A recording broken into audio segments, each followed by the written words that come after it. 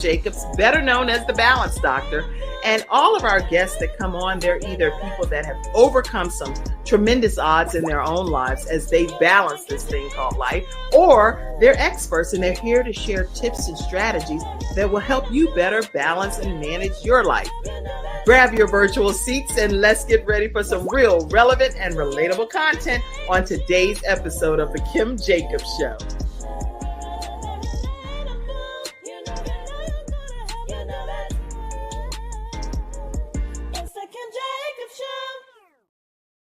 Hello, everyone, and welcome to this episode of The Kim Jacobs Show. I am so excited because we bring balance to the world one household at a time.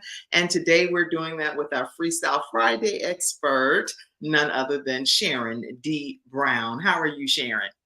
I'm doing well on this Friday. I'm glad to have you.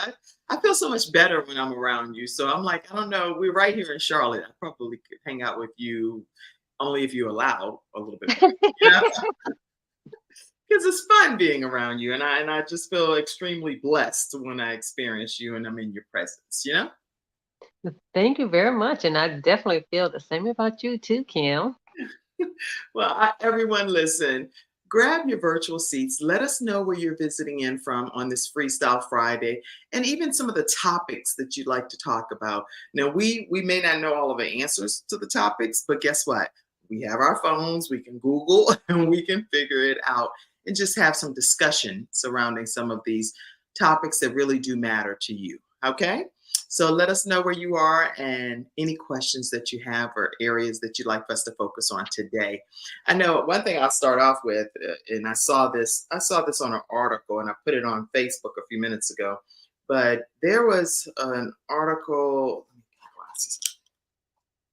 there's so many different challenges that are out here, Sharon, when it comes to encouraging young people to do things that are way out of the box. So let's see what you're made of, and let's see if we can dare you to do this, Mm-hmm. Yeah. It's so much. And I was reading this article, and it's about a 14-year-old passing away due to a heart attack after participating in a spicy tortilla chip challenge.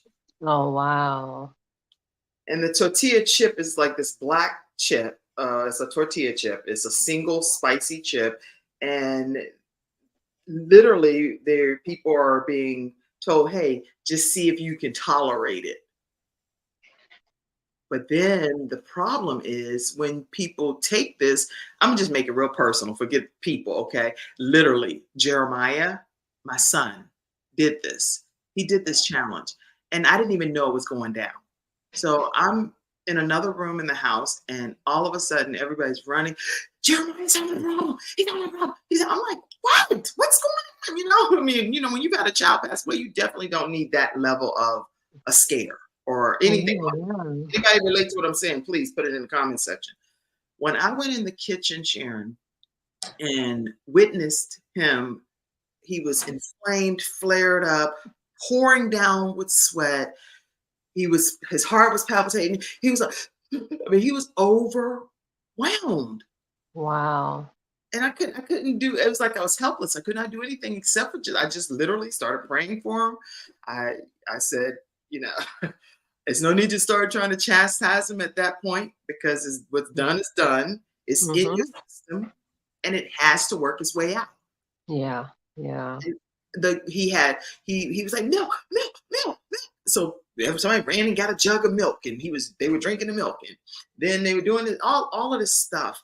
Ultimately, he's still here on this earth, Yeah. Mm-hmm.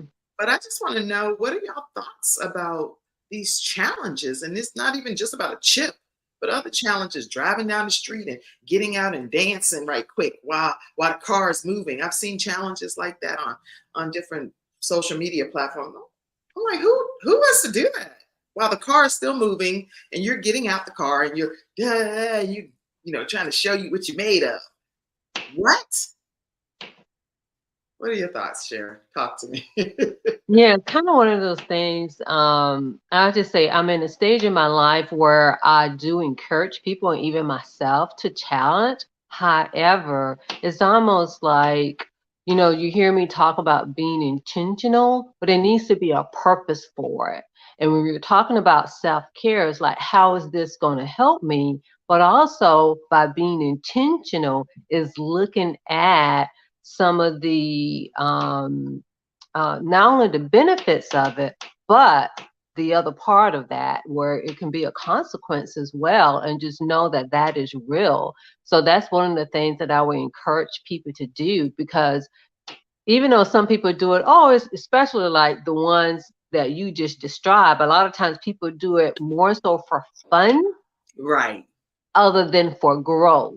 So that would be the key. If this is, I would say, if this is for fun, it needs to be in a structured environment. Right. Not where somebody can literally die as a possible outcome. And I also want to make you aware that, and I think I told you already backstage, but my battery charger, I left it at home and I'm not at home. And so if for some reason I pop off the screen, everybody, just keep things going and I will come back on through my phone. I just like to be on my computer.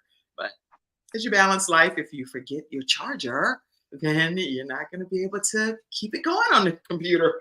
But yeah, the chief medical examiner's office, this is an article on CNN in Massachusetts, determined that a teenager who ate a tortilla chip containing a high concentration of a chemical compound found in chili peppers died of a heart attack last September.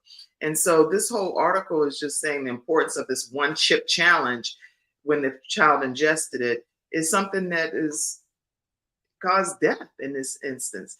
But children don't think about these things whenever they're just doing a simple, hey, I dare you. They don't think about Yeah.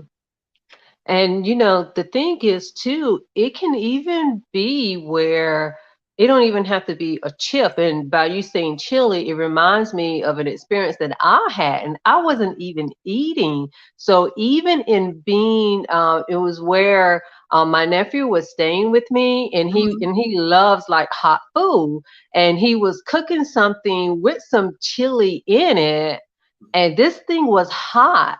And it was so hard. You know how I can't remember what meat he was cooking, but he was cooking something. But the steam of it was Ah, so much that the smoke alarm went off. I was in my office. I started coughing. and then this is just from you being in the environment. Exactly. Oh my gosh. Oh, so has anybody else in the audience, have you experienced anything like this? I know if I eat something really spicy and it gets down in my throat, it gives you a tickle and you're Mhm. coughing and gagging. It's like, I gotta get this out of my system. And that's just from a pepper or something. Like one time I tasted one of the peppers that Jayla grew in her garden. I was like, hey, we need to get a different batch of peppers because I do not want anything that spicy getting in Yeah. the system, you know? But yeah, I just think that as parents on my end here, it's so important to encourage our children to make wise decisions when we're talking about things that we're putting in our body.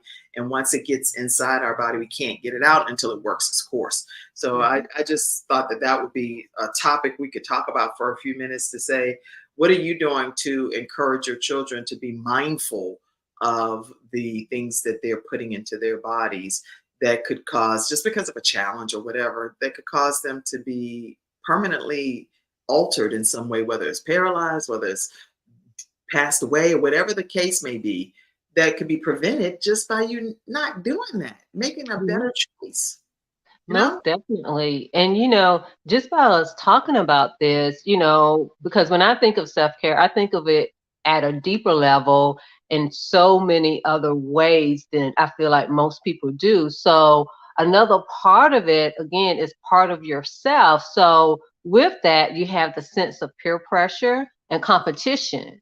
So, it's like to overcome peer pressure is for you to be, confident in yourself and not feel like that you have to join the crowd. And then when it comes to competition, it also goes back to what I said before about being intentional of why you're doing something. Is this going to be for my growth? Or, it's kind of like, why are you doing it? Because there are some things that you just don't need to participate in. Period.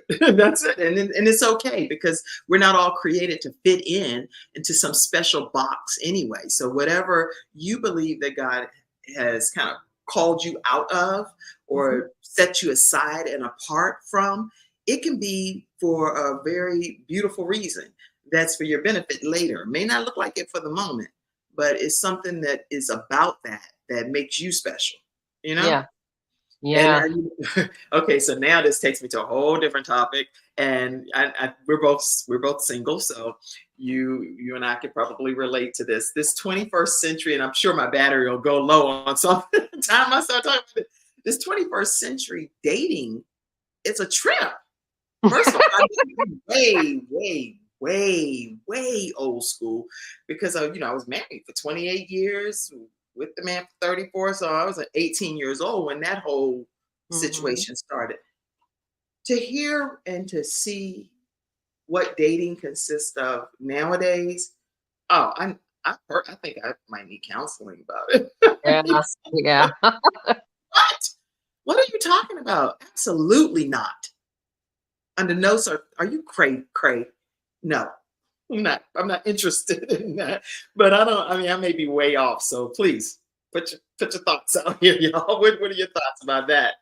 Uh, Well, the main thing I can say is the more we do our own work, then it will help us to be able to be confident in ourselves and to know when someone is not in alignment what God has for us.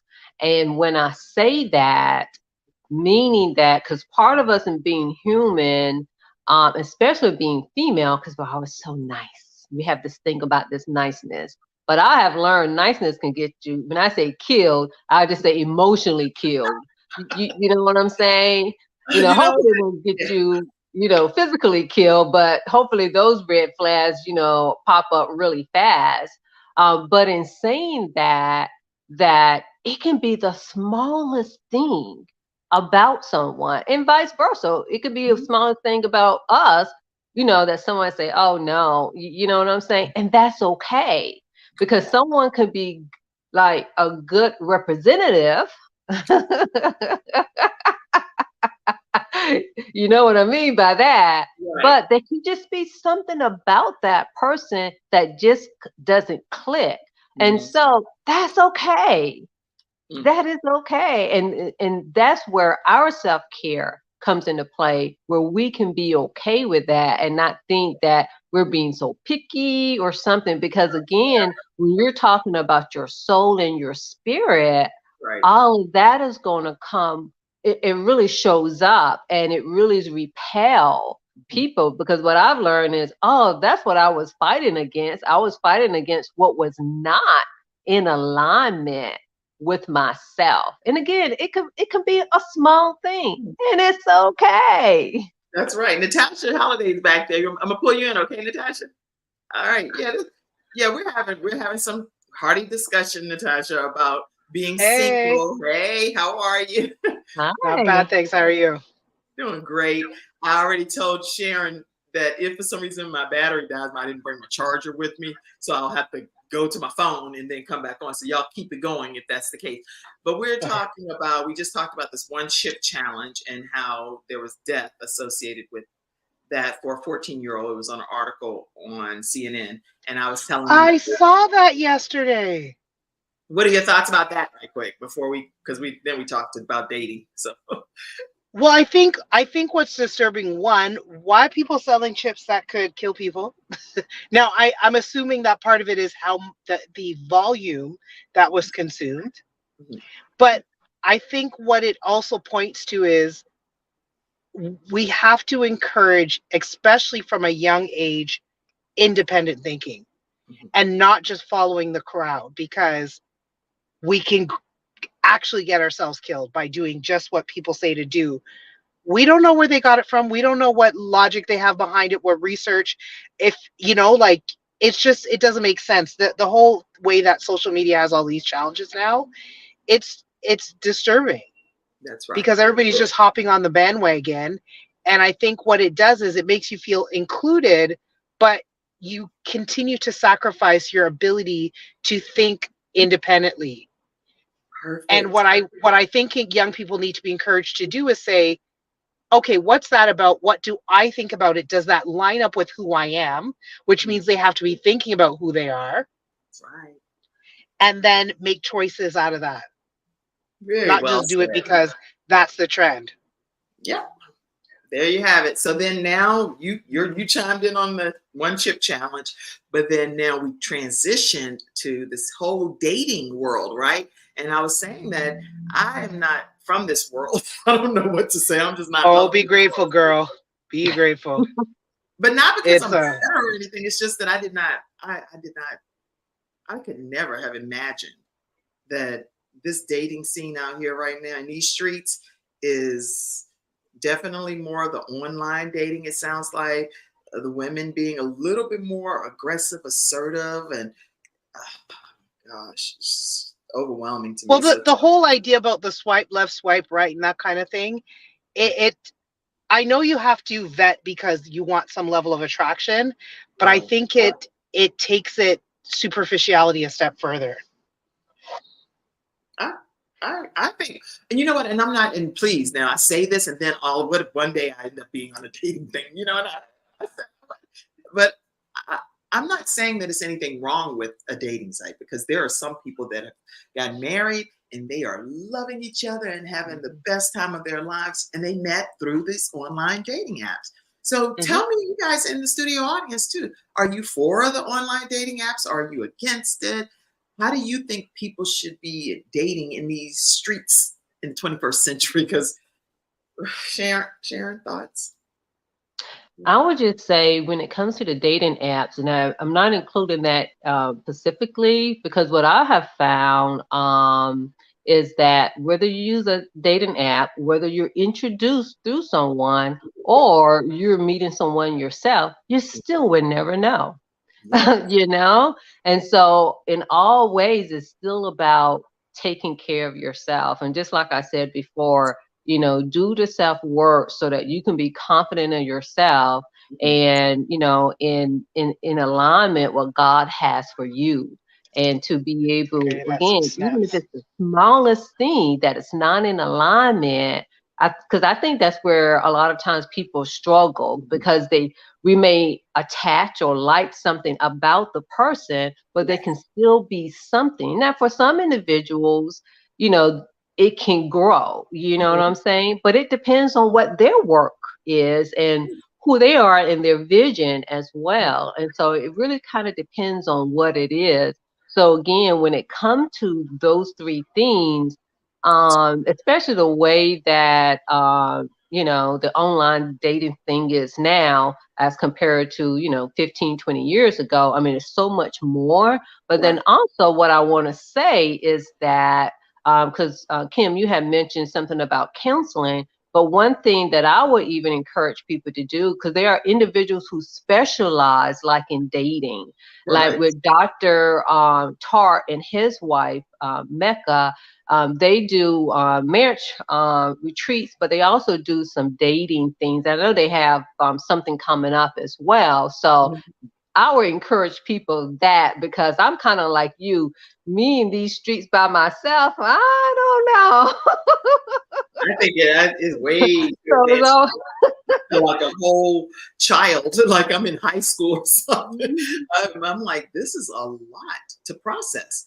And the things that I thought, back in the day, which were a man should ask you out, a man should take the initial steps to make sure that, hey, this is what I'm interested in doing. But what I hear now is more so like, yeah, I would like to possibly take you out. I'm just using a scenario. Take you out, hmm. but I also would like to possibly take other people out too. It's like, what? I don't pageant. I'm just trying to be in some kind of okay, next to number one and number 22 and number 33. And that's like, wait, what? The devil is a liar. I believe wholeheartedly that he who finds a wife finds a good thing. But how do you find that wife if you don't take the time to exclusively get to know that individual? See, you know what I find interesting, and this has come up more for me as I've done work as a therapist, is when I hear people tell their stories about problems in relationships, there is an element of, we seek relationships, we don't seek people who are a good fit for us. So we want relationship, we want somebody who looks good on our arm, right? And we start there, and then what I'm finding now, there's a lot of intensity. I'm hearing a lot of, it's texting every day, it's contact every day from jump. And so they're flooded with this attention and then thinking this is, ooh, this is good, but you don't know nothing about them. You haven't learned nothing about them. So I'm like, how about we approach it from the perspective of, I'm trying to be in a relationship with somebody who's a good fit for me. And so remembering, it's not that you want to be judgmental, but remembering to pay attention to, does this person possess some of the stuff that I'm looking for? And I heard the best thing ever. So Andy Stanley, Charles Stanley's son, in a sermon said, are you the person that you're looking for is looking for? And I love that so much, because we've learned to go, I want him tall, dark, and handsome, and make this amount of money, and drive this car, and own 5 properties. Right. But what you doing with yourself? If you ratchet, why are you trying to step to this man saying you should want me? And no, like, are you paying attention to, do you have something that somebody would see a value? I agree with that. I now walk through life, when I meet men and they don't choose to be with me, I'm like, oh, that poor thing doesn't know what he's missing. I might be a little thick around the waist, but I'm like, I'm smart, I love God, I'm ambitious, I'm hardworking, I know my worth. Ain't nobody got to tell me nothing. Right. I don't need anybody else to validate my work. Externalize and just look at what's happening on the outside. No, I'm working on me all the time. So I don't doubt that I'm a good catch. Oh yeah. If somebody misses it, to me, that might tell me they might need to do more work. Exactly. Way to go, glasses over there. Way to just contribute. I agree with everything that you said. Like, that's a nail on the, knocking it right on the head. That's beautiful. Yeah, most definitely. And you also brought up a good point too, because you were talking about, like, when someone says, oh, they're calling me and they're texting me all the time.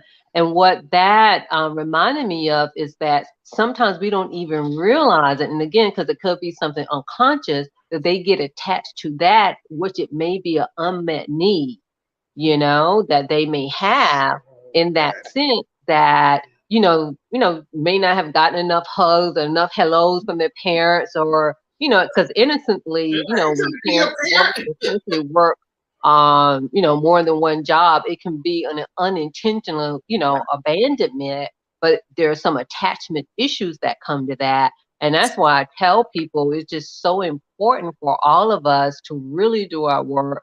There are times in which we may need to go to therapy, be in some type of groups or circles where we're specifically talking about that. And then I would even go on to say, like, especially like for some of us who grew up without fathers, because I was one of those persons, pretty much just feel like I was okay, because I am ambitious and was able to accomplish things, and it didn't feel like that it made a difference. But what I found out later in life is that little girl in me who was stuck, and it's like, you end up having, friendships or a relationship literally pulling, your dad by the coattail and don't even know it, but until you go deeper. And so the other thing too, I want to point out, because just by me saying that, do not look at relationships as being failed because they didn't work out. That's right. Sometimes it's the very thing that you need in order for you to heal, because I truly believe that even though we're doing our own work individually, but just by having contact with someone, it triggers us. Trigger is not always a bad thing. It's a reminder that we need to go deeper and nurture ourselves and work on ourselves and to be able to heal. Yeah. Okay. So you know what's so great about that, Sharon? Sorry.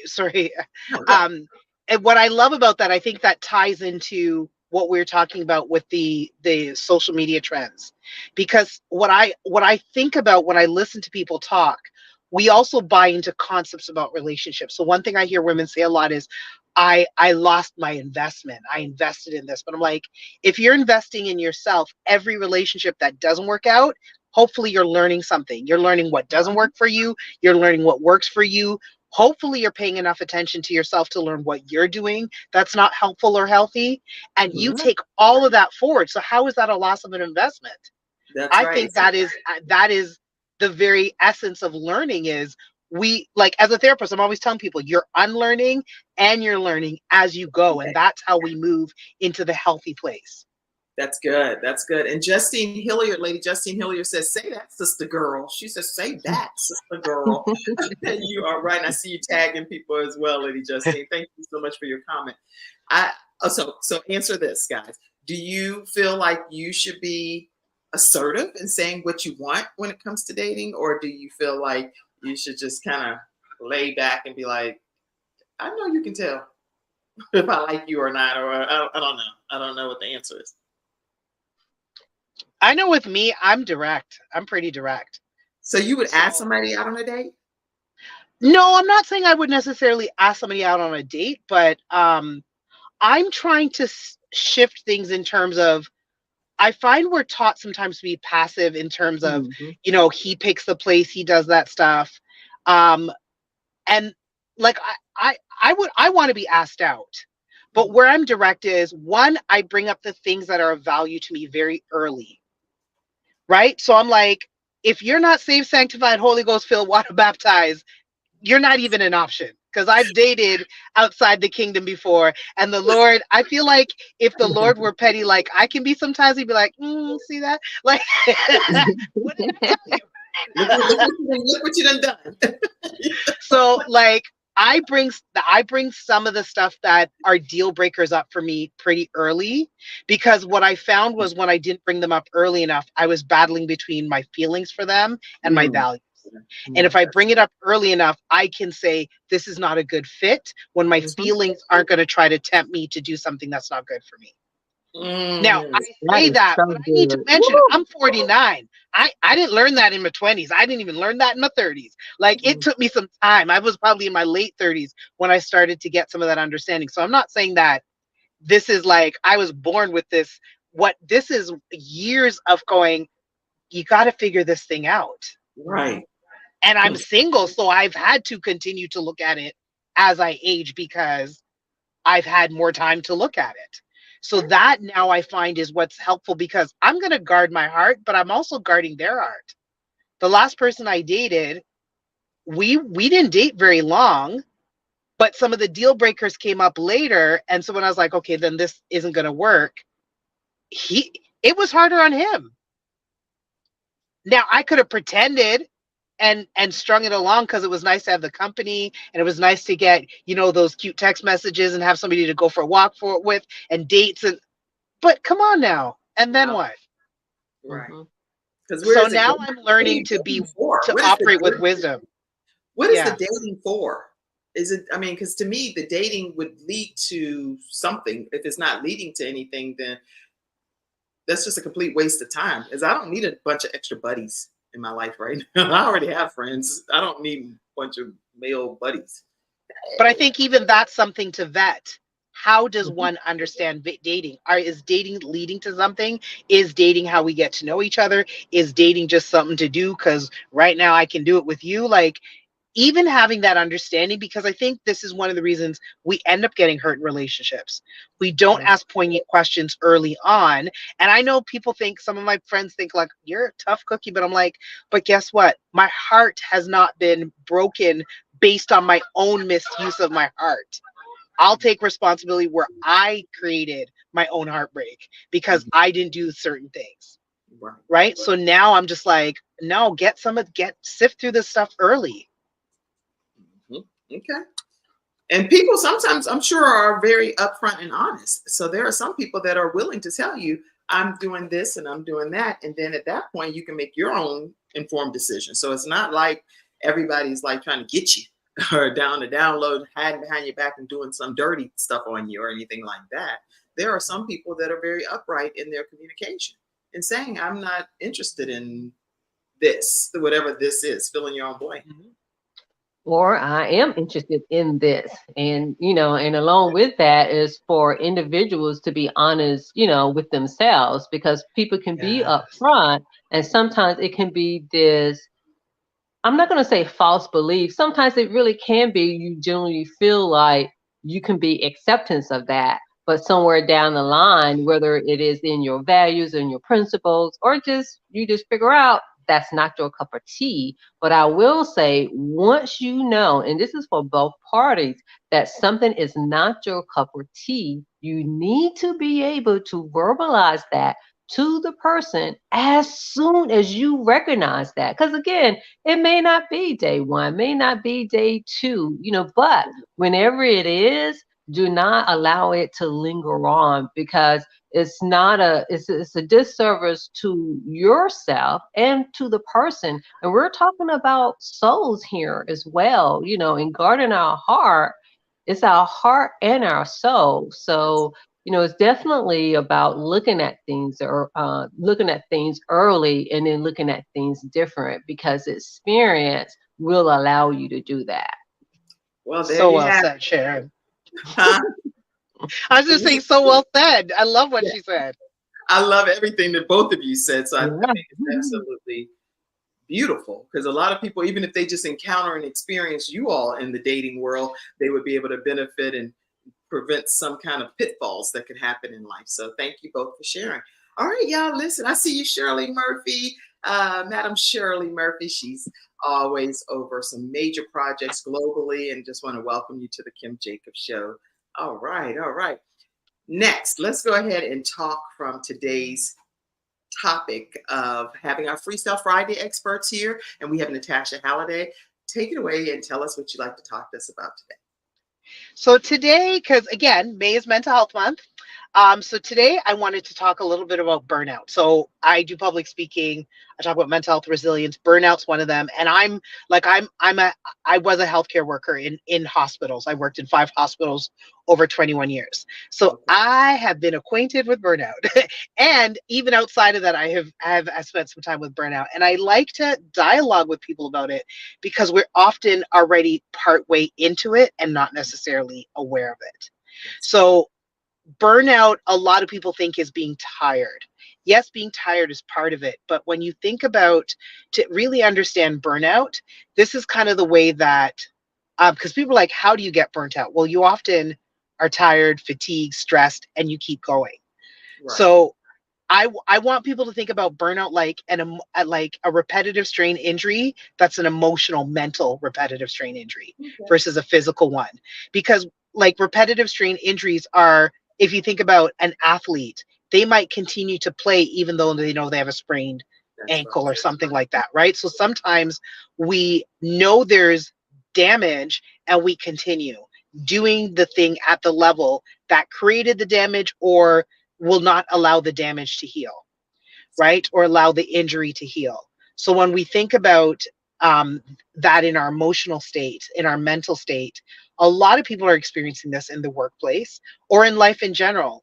We've come out of the pandemic, but we live very saturated lives. And by that, I mean, a lot of people are working a full-time and a part-time, or a full-time, and they've got a side hustle, and they're juggling family and maybe an ill parent or an ill child, or like there's so many things that we're doing that it weighs us down. And how often do people say things like, I don't have the time to be sick? How do you not have the time to be sick? Nobody would book the time. Nobody's going, okay, I'm going to put my flu on June 5th, nobody would schedule it. But we say those things as a way to illustrate the rate we're going, we can't slow down. But a lot of us are living at rates that aren't sustainable. And so we have to recognize something's going to eventually give. And a lot of the times as it starts, we don't see it. So we might notice that, we're less enthusiastic about going to work, or maybe we're more cynical about work, and we might just take that as about the work. But it might be a little hint that you're starting to tap out. You're starting to step away. You're losing the enjoyment, right? People who, might think they're a bit jaded and just, again, go, it's because of the work. But a lot of people love the jobs they did at some point. Where that change was maybe when you work a lot of overtime, or I always joke about shift workers. I'm like, sometimes shift workers feel like we don't even have the time to go to the washroom, right? And it's go, go, go, and there's not a lot of rest. And when we look at taking rest, we often go, okay, then I need a nap. I need to get more sleep at night. We might notice our sleep is different, but rest is also a mental, emotional, spiritual thing. It's not just a physical thing. So part of the reasons we burn out is because our minds aren't resting. I know so many people tell me the reason they have trouble sleeping is because their minds don't stop. And I say, think about like when you have a computer running programs, you can't shut it down. If you tell the computer to shut down, it will say, do you want me to shut down despite the fact that Word has this going, that this program has this going? Now we can do a forced shutdown in a computer, but most of us don't know how to do that in real life. And so we struggle to slow down enough to sleep. Like it takes some people a while to fall asleep, right? The always having work consume you where you're thinking about it outside of work might be another sign that it's burning you out, right? It's just kind of taking over your life. Maybe you're getting sick more, you're late more for work might be showing you that you're burnt out, you're detaching from relationships. So one of the things that people will often do is where they feel they have to be and what they have to put their energy into, they focus on that and then other things start to slide. But what's fascinating about that is if I'm like, okay, I got to, keep working and I'm not going to go out as much because I got to I don't have as much energy and I need that for work. We may not realize that those social interactions are part of what fills our cup, that actually fuels us for work because we're sometimes too literal. I'm tired. If I'm not at work, I need to be sleeping and resting. Or what about doing some things outside of that setting that bring you joy? Right? We unintentionally step away from those things that fill our cup. So we really want to be aware of, are we finding we're getting maybe more anxious about work? Are we experiencing more imposter syndrome? That could be a sign that we're burning out. Are we neglecting our own personal needs? That might be a sign that we're starting to burn out. Maybe we're feeling hopeless or empty. And so there's all these things that start to, if we're paying attention, start to tell us something's shifted and we need to be aware of it. We need to do something as soon as we know. And one of the things I like to talk about, because when I like to talk to workers about burnout, but a lot of them will say, well, I can't control the workload. And so people are overextended. There's a demand for it. A lot of people get into helping these fields and then are completely spent. It's like they've poured everything out of their cup. That's right. But there's not enough staff. That happened in the pandemic. It's still happening. People left healthcare and did not come back. Some people retired early. Some people left because they didn't want to take the vaccine. You name it. There's all these reasons people left healthcare. People were stressed out because healthcare was one of the most demanding spots during the pandemic in terms of work. And so the workforce has not been replenished, but the work is still high in demand. So some people are overworked because the demand is so high, but the amount of supply isn't commensurate to the demand, right? And what ends up happening now is then those workers start to get burnt out, they start to get sick, and it makes it worse. So when people say to me, well, what can I do? Because I can't change the demand, I always tell people, all you can do is what's in your power. That's it. I encourage people to speak up, because if 20 staff are stressed out and feeling burnt out and one speaks up, they look like the troublemaker. They look like the complainer. So if we come with a united front of, no, we're all going to say that this is too much, perhaps an employer will then have more onus to do more. That's right. I encourage people to think about, our thoughts are so much a part of how we feel. So what's happening in your thinking? Are you so consumed with what's not working, you're losing sight of what stuff that's still positive? Right. And so one of the ways I encourage people to pay attention to your thinking, but also think about what's feeding those types of thoughts.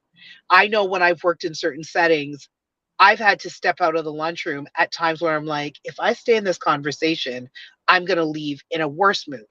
That's why. Because we think, it's natural. We want to vent. Oh, this happened, and so did this or whatever.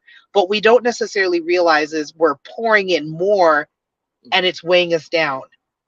It's not giving us the levity we feel that it would from just being able to vent. So we have to be aware of, are we in conversations that actually exacerbate how we feel about what's not working?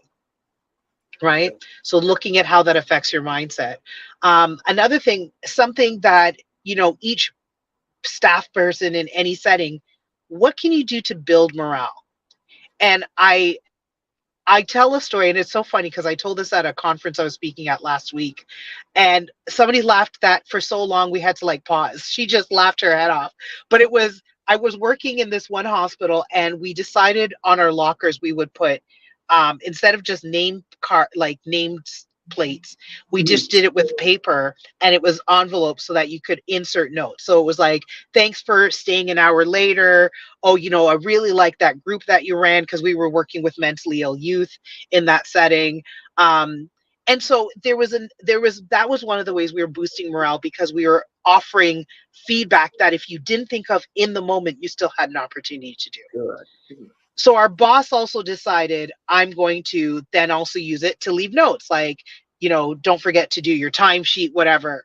And my boss left a note and left out one word, and it changed the entire context. So there was a new staff that she needed to meet with, and she put a note in his locker that said, please me when you get a chance, instead of please see me when you get a chance. So leaving out the one word see. So he comes out with the note and he's like, is this in my job description? Like, what in the world? You expected too much from me, woman. Right? But I mean, the main part of the story is the notes that we had on our locker, and other things. Like, I worked in that setting during SARS, and we had this thing on the back door in our lunchroom. It's been SARS too long. When? And we would just write random things down, but it was trying to make each other laugh to boost morale, right? And that didn't cost anything. It didn't take a ton of time. It didn't change our workload, but if it gave us moments where we could laugh, and also remind us, wait a minute, I may not like all the things that are happening at work, but I like the people, that made it much more easy to be there. It took some of the load off, because the load's not just the real load, it's a mental load. So what helps decrease the mental load are some of these morale boosting activities that we can do. And it can be for a department, it could be company wide, but looking at how each of us as individuals can be suggesting things that we can implement to help with morale. Remembering your why is another big thing. Why am I doing this work? Right? Because we can lose sight of it and get focused on the parts that take us away from that. And that might be part of why we feel so negative. So I think it's really important to evaluate that. Make sure you use your breaks when you can. I know sometimes you can't. Take your vacations, take your times off. And the last thing that I'm going to offer as a suggestion about managing burnout, or even starting to recognize when you might be getting into burnout, is what I say, knowing your tell. So start to analyze yourself to see, are there things that are telling me that it's starting to go wrong? When I worked in that hospital, my tell was if I dreamt about work in any capacity, which only happened twice in 12 and a half years. But that was my tell. If I dreamt about work, that was my brain telling me work is saturating your thinking. You're now at home. You can't, I would go out with colleagues and we chat about work. I didn't worry about that. But when in random moments when I wasn't trying to think about work, like it was all entering my dreams, I was like, child, it's time to take a day off. I need to get some space. I need to do something. And so for me, that was my tell. But starting to check in with yourself, what might be a marker that I'm starting to feel burnt out, or that work is consuming me, which can be something that leads to burnout.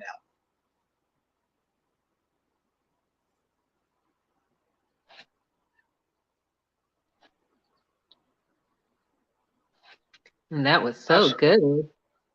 Thank you. Oh, we can't hear you, Kim.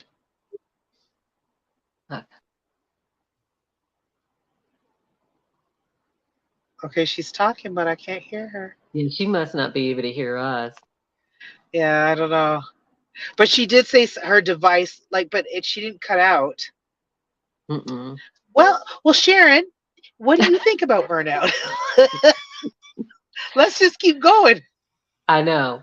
Yeah, everything you said is point on. And, because like when it comes to burnout, that's one thing that I have a specialty is in too, and definitely in talking to people about. And I think it's one of those things too that people may not realize that even though you can't control the thing that's causing the burnout, but you do have control on in managing it, and that can be anywhere from, when you're able to, if you need to walk away for a minute. If you can walk away for 5 minutes, that's even better when things are very stressful.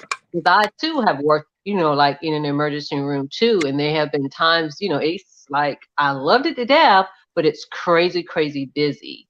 And so you Very intense really, work. especially as a healthcare worker, have to take on self-care and you taking care of yourself on your own, because I just look at it as a system, because businesses, they need someone to be there, and so, but they can't look at their need and your need too. Right. So, Well, sometimes the two just don't meet. Like mm-mm. they can try to do that, but there's some things that don't like sync up. They don't synchronize. So we have to do what we can despite that. That's Yeah, right. But those were outstanding points, and especially with you, like you said, it Thank you. being Mental Health Awareness Month. These were some great tips for us to be able to gain control of our own mental thought process. Like you're saying, forcing the shutdown button on a computer, that's an object. Imagine just shutting down forcing the shutdown of some of the thoughts that we have, some of the things that are causing us to really entertain things that we don't need to even be considering. And if we know that it's entering our thought process, it would be beautiful to say, I'm not going to entertain that, because that is not anything that God would have me embrace in my life. And I think we personally have a choice as to whether we accept or reject something in life, especially if it's within our control or within our wheelhouse, to be able to say, enough is enough. Get thee behind me. Get thee behind Right. me. I'm not entertaining this, because it does not serve me or whoever I'm dealing with any good. that is so Yep. true. I like to call it override. You're overriding those thoughts, you overriding those behavior, and that takes action and for you to be intentional on how you think about those things. And I know sometimes some people may think, well, like how many times do I need to do this? You have to do it as many times as it takes until you don't have to override it anymore. Right. And we're on the same page. And so anybody in the studio audience, I can't see all the comments. So Mackenzie, if there is a comment, feel free to put it on the screen. She's backstage helping us. So thank you so much for those wonderful tips. And let people know too how they can stay connected with you. So my social media, it's Natasha A Halliday, Natasha So I'm on LinkedIn, Instagram, YouTube, even though there's probably only like 4 videos on YouTube, and Facebook. I knew I had another one with Natasha A Halliday. So that's where you can find me. Best 2 places to reach out to me though are Instagram and LinkedIn. Instagram and LinkedIn. And I know I have Yeah. on my phone here all of your contact information. I'll see if I can pull one of them. And we've already put it in the comments section also, everyone. But here we go. You have to have some special skills to be able to transition from computer, get on your phone, and still find all this behind the scenes stuff. So God has gifted me in this area, right? There you go. And if you don't mind mentioning, I'm actually going live 2 p.m. Eastern Standard Time today, because May is Mental Health Month, and the theme, which I talked about last Freestyle Friday, the theme for Mental Health Week was compassion. I'm going to speak with another therapist today, and we're going to unpack mental health and compassion and how integral compassion needs to be as part of understanding, looking at, and navigating and addressing mental health. So I'll be live 2 p.m. on Facebook today. But that's Natasha Halliday. because that's my personal page I'm going live from. I don't think I know how to do both yet. I gotta learn from the pros like you. Um, but I'll be having a discussion with another professional, Lydia Rajpat, who does this similar work that I do, and we're going to have a really great discussion on mental health and compassion.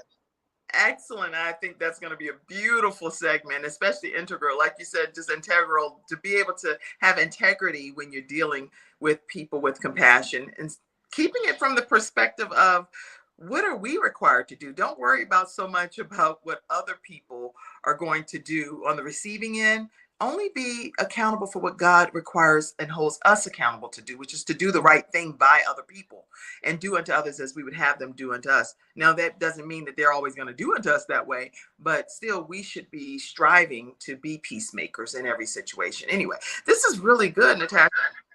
Make sure you all check out Natasha A. Halliday, but you're going to go to her Natasha Halliday Facebook page at 2:00 p.m. today to hear her and another therapist that talk about actual compassion and how to do that for Mental Health Awareness Month. All right, let's take it away, Sharon D. Brown. Let me see if I can get you over here and get you going. Wait a minute. You can't imagine over here what I'm over here doing. I'm doing the most, but it's all good. There we go. Take it away, Sharon. Well, thank you, thank you, thank you. Yeah, so I am Sharon D. Brown, and I'm the founder of Self Care U Academy. And that's pretty much where I help, entrepreneurs and business owners and leaders use self care to be successful in life 10 times over. Because the more that you take care of yourself in every aspect, the more successful you'll be in your life and in your business.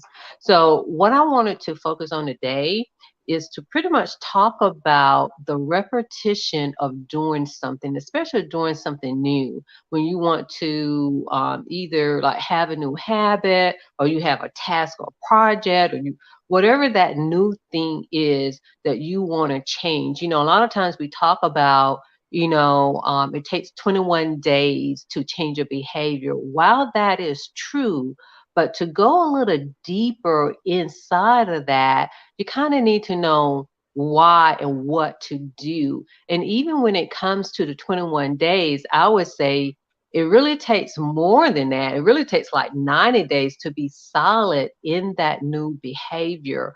Because if you ever notice that when you start doing something, you may skip a day and then you may not do it. And then sometimes you end up giving up.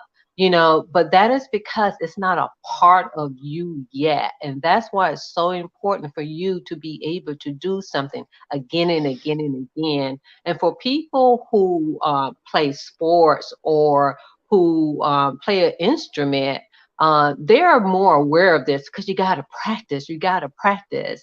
And it reminds me when I was, in high school, I ran track. And in high school, I did really well the years that I practiced. But my senior year, I didn't practice as much. And that was only because I had other things going on when I wasn't able to participate. But when I look at my performance was superb when I practiced, but it was subpar when I didn't. So when it comes to you, like when you're whatever that thing is, it's a new task. It could be a new job. It could be a new hobby. Whatever it is, you have to do it over and over again. And when I say that you do it, you really become it. Like for instance, I'm an entrepreneur now. When I first came into this place, I didn't know nothing about no entrepreneur and still learning. And part of this probably is part of the reason that I'm learning because I'm talking to myself as well, But part of it too is, let's just say, like when it comes to being on video, like one of the reasons that I am good at this is, but still, I'm still learning to be better, is because a few years ago, I knew it was something that I wanted to do, but then, really didn't. He's like, oh, well, I'm a little shy, so let me build this up. And so by me doing this over and over and over again, I became better. Like I say, of course, still improvement, but this is how you can become better at doing something. You do it anyway, but you do it and do it and do it and do it. So don't give up. the other point that I want to make, because this comes up when I'm talking to clients and when they may have some intrusive thoughts or trying to overcome something.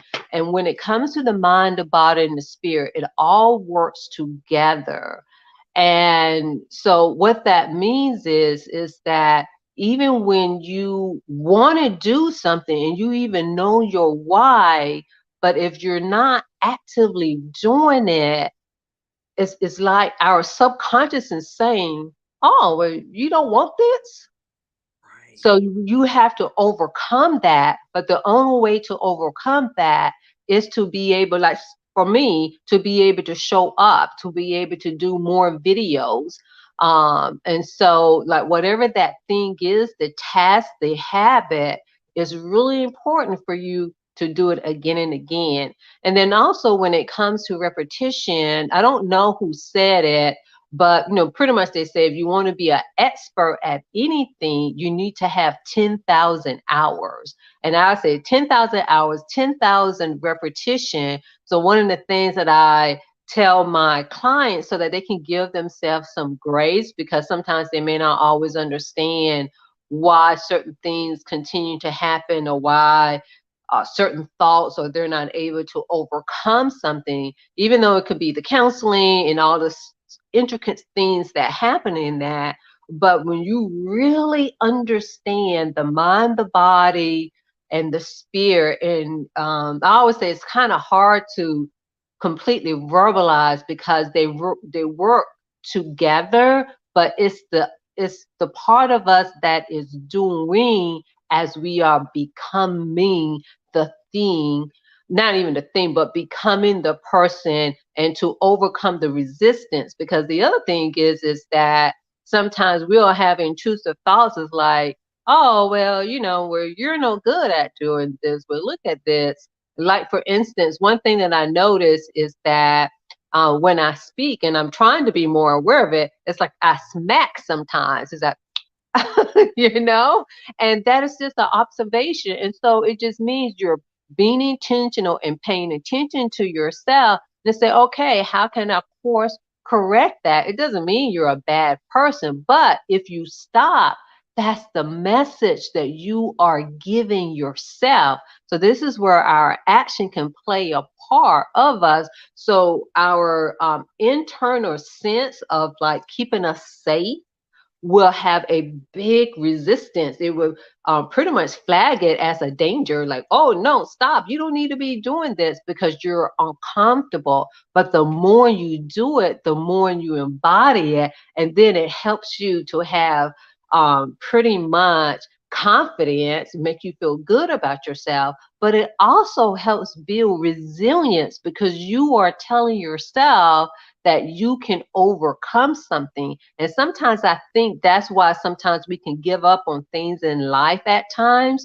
But if we're not constantly intentionally training ourselves to even just stick with something, and I would say go beyond the 21 days, because the 90 days, you're going to really be fighting and you have to like have tasks and, just do all kind of things to stay on task, but also don't beat yourself up. I would just say, just do it again. But also with that, before I end, it's also important not just to do it every day, but to be able to breathe it, to be able to see it. It's like come up with affirmations or mantras or declarations of the thing that you want to achieve, and to be able to put some pictures up where you can see it, because we as humans, again, it's about retraining ourselves of who and what are we are becoming. So we need to be able to see it. We need to be able to feel it. We need to be able to stand in that power. But the only way to get there is to do it over and over again, so that this is kind of like the renewing of your mind, the renewing of your body, the renewing of your spirit, and the renewing of who you are. But it's to be able to embody it. If you're not doing it, you can think about it, you can learn about it, but the doing it allows you to embody it, to become it. And this is why repetition is so important for you, and it's a self-care act. Wow. Drop the mic. Drop the mic. If you all do not, That's so good, Sharon. wasn't it? If you all don't apply these tips, I'm telling you, then shame on you, because at the end of the day, these are tips that can be implemented immediately. You didn't have to pay for counseling to get them. You actually had them free as a gift to you right here on the Kim Jacobs Show. Sharon, how do people stay connected with you? Yeah, pretty much the best way to stay connected to me is on Instagram. So that is I am Sharon D. Brown. Again, I am Sharon D. Brown on Instagram. Okay. All right. So this has been an incredible session today, and I hope and pray that it is one that's going to help you have better balance in your own individual lives. And so I'm a big believer that every step matters, even if it's a baby step. Please take the baby steps and just do something every day towards everything that's been shared here by our experts here on Freestyle Friday. And I guess if I can't find any other button, I can definitely find this button about making sure that people contribute to the Kim. Contribute. No, that's a shame. Like, let me find out. I don't even have my glasses. I can just see the dollar sign somewhere on there. Listen, make sure that if the Kim Jacobs Show has helped you in any way, shape, or form, and you would like to partner with us, the way that you can do that is just by pouring into our ministry, into our broadcast by $ Kimjacobsinc or paypal.me/Kimjacobsinc, or even through Venmo at the Kim Jacobs Show. And we thank all of those that have already been partnering with us. It's the way that we're able to keep this show going daily, Monday through Friday at 11 o'clock a.m. Eastern Standard Time. So thank you so much for being a part of bringing balance to the world, one household at a time. Any closing comment, Natasha? I think my only closing comments is to check in with yourself so that you can see if things are getting to be too much. Check in with yourself and see if things are beginning to be too much. That's great advice. And if so, do something about it. And if you already know it right now at 12:05, do something about it and come at 2 p.m. today and hear Natasha Halliday speak more about how to be compassionate to yourself and to others today at 12 p.m. Eastern Standard Time. Sharon, any closing comment? Yeah, my closing comment is pretty much is stick with whatever it is that you're trying to do, but also give yourself grace when you're not able to do that. You all are masterful. I'm so honored to have you as Freestyle Friday experts here on the Kim Jacobs Show. And thank you all in the studio audience for tuning in today. We love all of you all and ask God to continue to bless every aspect of your lives. All right. Thank you so much. And take it away, Mackenzie. And have a great day, everybody. A wonderful week. Bye-bye.